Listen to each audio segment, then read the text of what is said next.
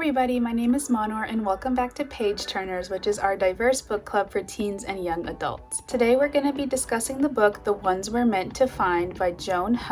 But before we get started, I'll be listing some content and trigger warnings for you right here. And I will say that this review might contain some spoilers, so if you don't want any spoilers, now's your chance to click off the video.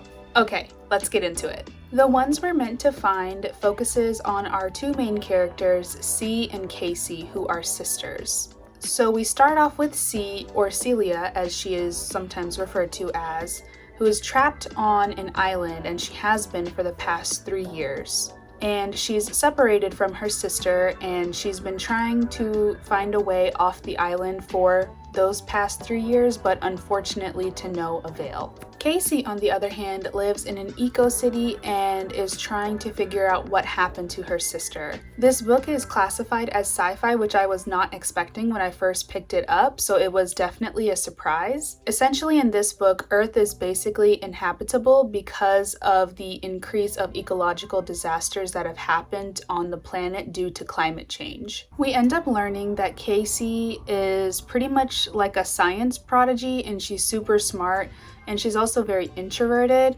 and Celia is pretty much her opposite. She prefers to go out on adventures. And the reason that Celia goes missing is because she takes a boat out to the sea one day and then just never returns. While she's been trapped on the island, Celia tries to collect pieces of metal that wash up on the shore to build a boat so that she can get back to her sister. She eventually encounters somebody else on the island, which is the first time she's encountered anybody in the 3 years that she's been there, but he doesn't know his name, doesn't have any memory of what happened to him or anything about himself at all. Eventually, they end up calling him Hero, since we don't really know what his real name is. Like Hero, Celia also has limited memory of what happened to her and how she got onto the island, and for some reason she's not able to see in color, which is really interesting. C and Hero pretty much get off on the wrong foot when they first meet, but eventually they end up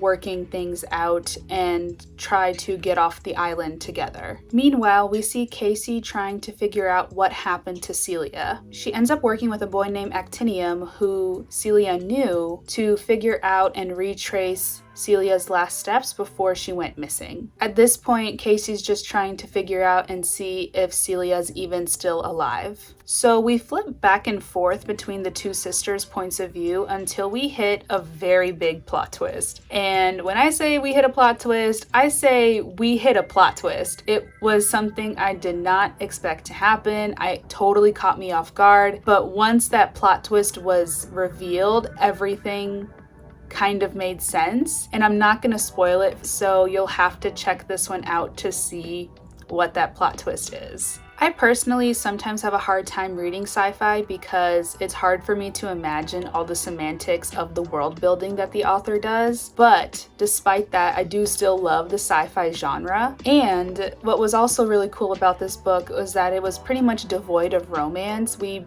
pretty much just focus on Casey and Celia's relationship throughout the whole book, which I think is a really nice change of pace to the books that we've covered so far in this series. Even if sci-fi novels are hard for me to envision, I still would definitely recommend. I think if you're a fan of sci-fi, you should definitely add this one to your list. I hope y'all enjoy it, and we'll see you next time.